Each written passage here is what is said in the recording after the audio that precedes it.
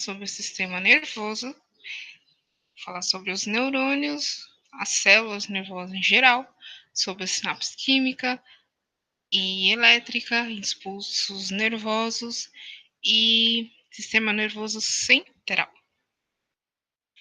Primeiro eu vou falar sobre a função do sistema nervoso. A função do sistema nervoso está em regular todos os órgãos, todos os movimentos do corpo, involuntário ou voluntário. Por exemplo, o batimento do coração, a circulação sanguínea, também aqui no glomerular, a filtração da corrente sanguínea, qual é feito lá diretamente no rim,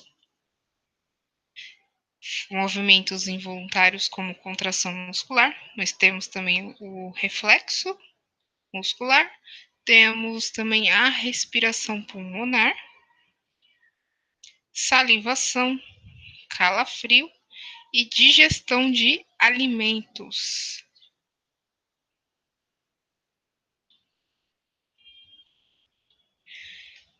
Temos também como sentidos do tato, responsável por sentir a sensação através do toque, receptores de pressão, responsável pela percepção de calor, percepção de frio.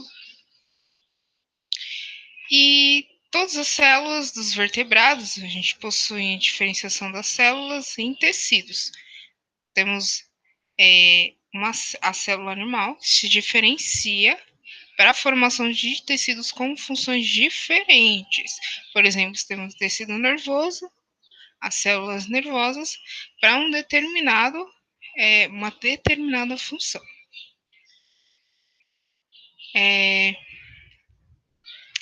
As células do tecido nervoso, começando aqui, vocês seguem pelo 1. Temos aqui tipos de células nervosas. Temos células da glia, que são as células epidimárias, que são ciliadas, que revestem as cavidades do sistema nervoso central. Os ventrículos e o canal da medula secretam, movimentando um líquido cefalorraquidiano, vocês vão ver depois. Temos os astrocitos, lembra uma estrela, dão suporte vital aos neurônios, fornecendo nutrientes e coletando as excretas. Então, ela tem ligamento direto com o sistema circulatório. A micróglia também, ela tem direto com o sistema imunológico, no qual essas células são de defesas. E elas realizam fagocitose de antígenos, substâncias estranhas nos cérebros, e neurônios mortos. Temos as células de Schwann, se não me engano é assim que se fala, envolve os azônios dos neurônios, formando as bainhas de mielina no sistema nervoso periférico, agindo como isolante elétrico. Já o oligodendrócito envolve os azônios dos neurônios formando as bainhas de mielina no sistema nervoso central, agindo como um isolante elétrico. Vocês vão ver aqui a bainha de mielina, que está presente aqui, nos azônios dos neurônios. Então, já falamos das células da glia, agora a gente vai chegar nos neurônios, que é outras células nervosas. Os neurônios, eles possuem o corpo do neurônio, onde está presente o citoplasma e o núcleo celular. Ele tem um prolongamento, chamamos de azônio, que transporta as substâncias do corpo para os botões sinápticos, aqui, e conduz esses impulsos nervosos. E nela está presente essas bainhas de mielina, que conduz a esses impulsos nervosos saltadores, de forma saltadoras, se for uma condução rápida, ou contínua, se for uma condução mais lenta. Isso possui, então, o que eles impedem, essas bainhas de mielina? Impede que esses impulsos, ele isola, impede que esses impulsos elétricos sejam perdidos.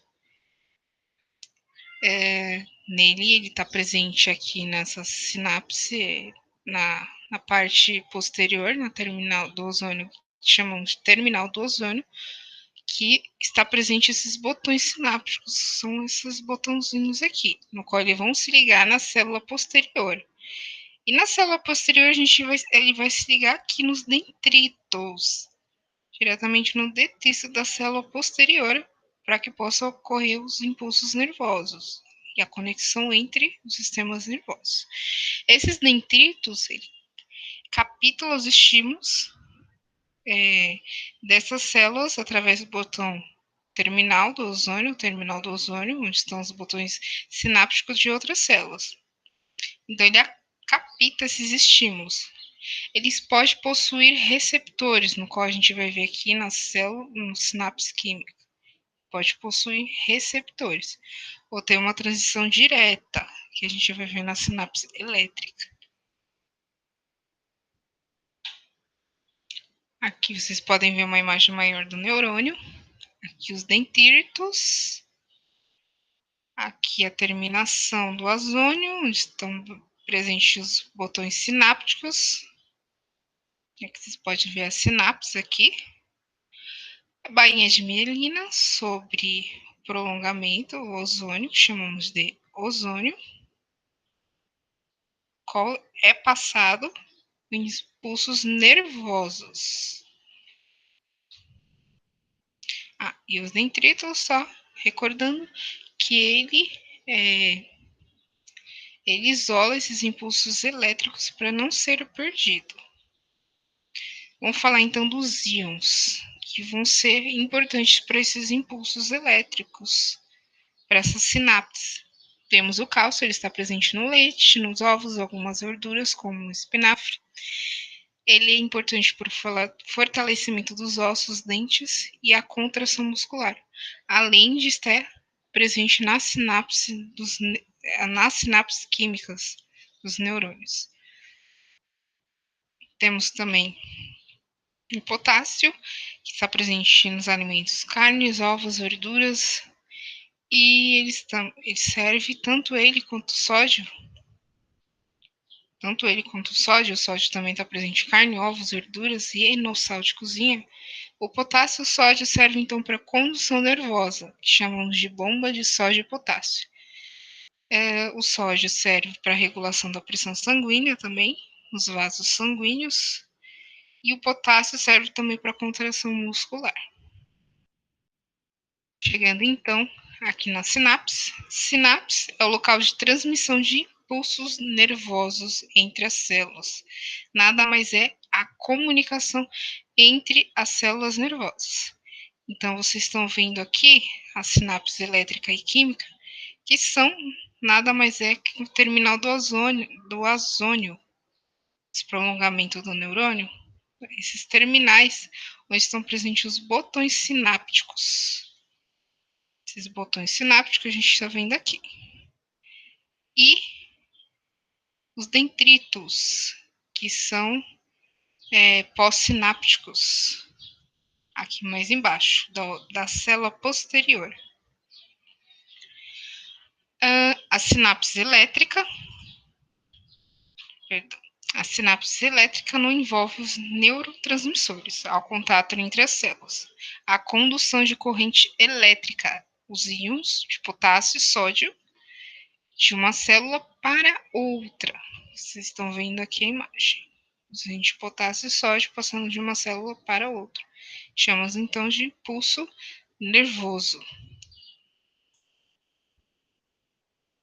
A transmissão bidirecional pode passar de uma para outra e são raras no sistema nervoso. Então, o que ocorre aqui é a polaridade pela bomba de sódio e potássio. Vocês estão vendo o sódio entrando, o sódio entra, ele dá esse potencial que chamamos de despolarização da membrana, provocando um impulso nervoso. E quando esses íons saem, ele acaba repolarizando essa área, cessando então esse impulso nervoso.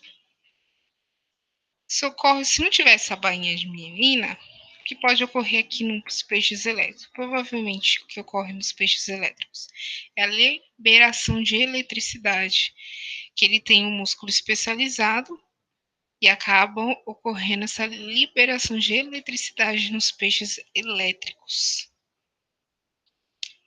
Vou falar agora sobre a sinapse química, que diferente da sinapse elétrica, está envolvido os neurotransmissores. Os neurotransmissores, não há contato entre as células, tá? Então ele não tem essas pontes que ligam a sinapse, como ocorre na sinapse elétrica, para entrada e saída, troca de potássio e sódio. Para o impulso elétrico, não. Na sinapse química, está presente os neurotransmissores. Esses neurotransmissores estão presentes nos botões sinápticos, no pré-sináptico, e nele tem umas vesículas, no qual são produzidos os neurotransmissores. Os neurotransmissores presentes nas vesículas são liberados de uma célula, de um neurônio para o outro, no qual ele encontra o receptor da outra célula, lá nos dendritos, e acabam identificando esse receptor. Então, envolve esses neurotransmissores, não há contato direto entre as células. Os neurotransmissores estimulam a célula pós-sináptica, né, onde está presente os receptores, a transmissão unidirecional, só de uma para a outra, dos botões sinápticos para os dendritos. Aqui dos botões sinápticos para os dendritos da outra célula, numa direção só. Principal tipo de sinapse no sistema nervoso. As sinapses químicas, temos tipos de sinapses, mas antes eu vou falar dos eventos da sinapse, só concluindo que é a chegada de um impulso do botão sináptico. O impulso estimula a entrada de cálcio. Esse cálcio estimula a secreção desses neurotransmissores na fenda sináptica. Os neurotransmissores se ligam aos receptores das células pós-sinápticas, tá? Aqui liberando cálcio para a liberação dos neurotransmissores. Cálcio estimulou a secreção desse neurotransmissor na fenda sináptica. Os neurotransmissores se ligam aos receptores das células pós-sinápticas e estimula. O neurotransmissor é inativado, reabsorvido e reciclado nas células pré-sinápticas. Aqui temos tipos de sinapses químicas, que é a neural, que é entre os neurônios, neuromuscular, que é entre o neurônio e a célula muscular, e a sinapse neuroglandular, que é entre o neurônio e uma célula glandular. Aqui temos os neurotransmissores. Cada neurotransmissor é liberado devido a um tipo de hábito que vai ocasionar um efeito na vida da pessoa. Por exemplo, a dopamina, ela é liberada a partir do momento que você realiza comemorações, você é grato, você faz exercícios físicos. Ele reduz, então, acaba ocasionando um efeito de reduzir a ansiedade, melhorar o ânimo, energia e motivação.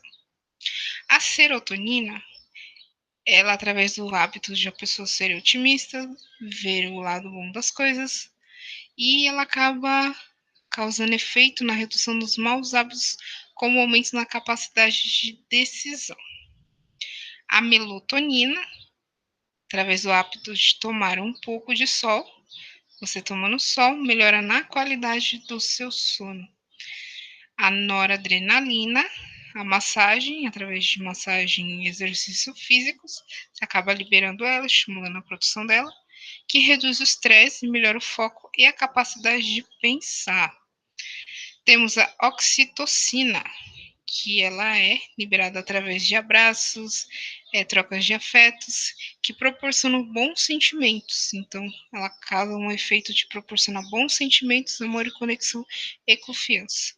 Temos o GABA, que é através do hábito de comer castanhas, foco, meditação e respiração. Reduz a ansiedade e aumenta no relaxamento. E a endorfina, que é responsável por quem se alimenta de chocolate, quem está sempre rindo, em contato com a natureza. E essa endorfina acaba reduzindo a dor, a depressão, o aumento e a sensação de felicidade.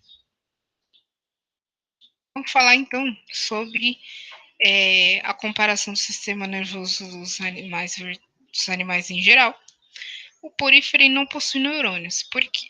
Os poríferas, eles não precisam se movimentar, então não tem músculo para se movimentar, não tem um sistema locomotor, não precisa de neurônios para que possa fazer esse impulso.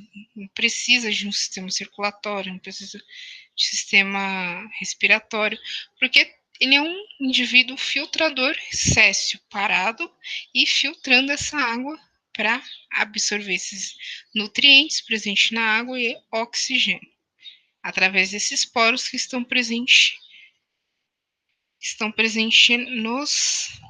nos porífera. E os flagelos dos coanócitos ajudam a distribuir esses nutrientes oxigênios para o restante do corpo.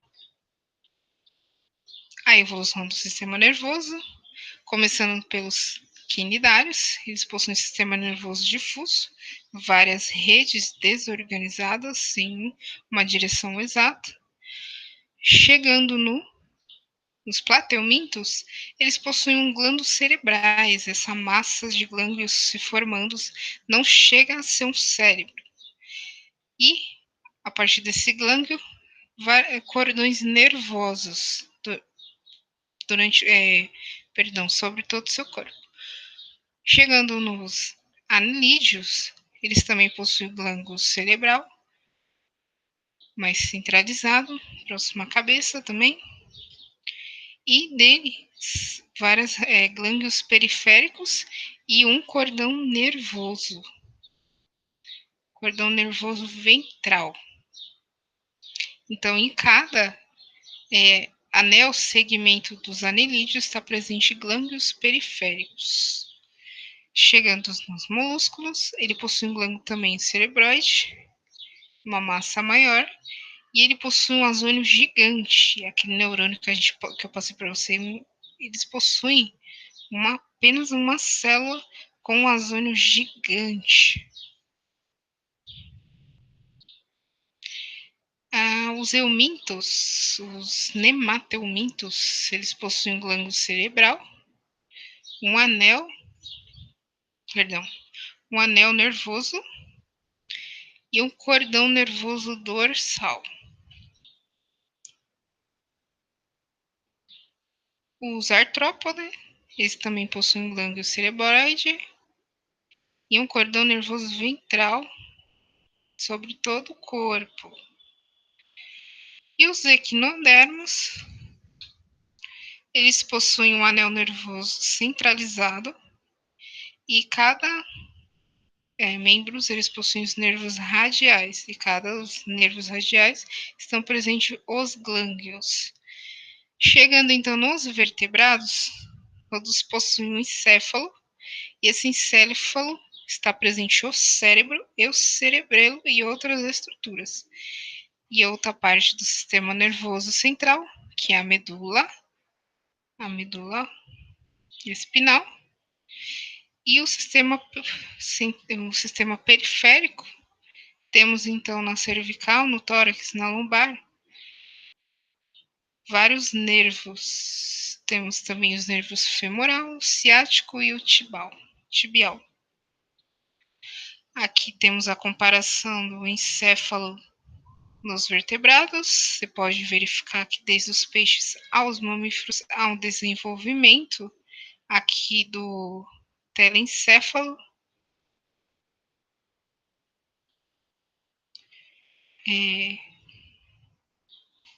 até essas circunferências aqui no cérebro dos mamíferos, por ser maior, para poder caber na caixa craniana. A gente pode ver que todos possuem lobo olfatório, o telencéfalo, o teto óptico, o cerebelo, a medula dorsal e a medula espinhal. O sistema nervoso central e o sistema nervoso periférico. Temos o sistema nervoso central, representado pelo encéfalo e medula espinhal. Já o sistema nervoso periférico está presente em glândulos, mais próximo da medula espinal, e ramificações que chamamos os nervos.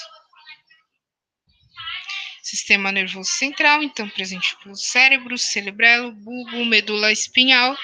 Temos também o sistema nervoso autônomo, sistema nervoso periférico, sistema nervoso autônomo, simpático e parasimpático. No encéfalo, temos a presença de meninges, que são os tecidos conjuntivos. Ele está presente tanto no encéfalo como na medula espinal. Temos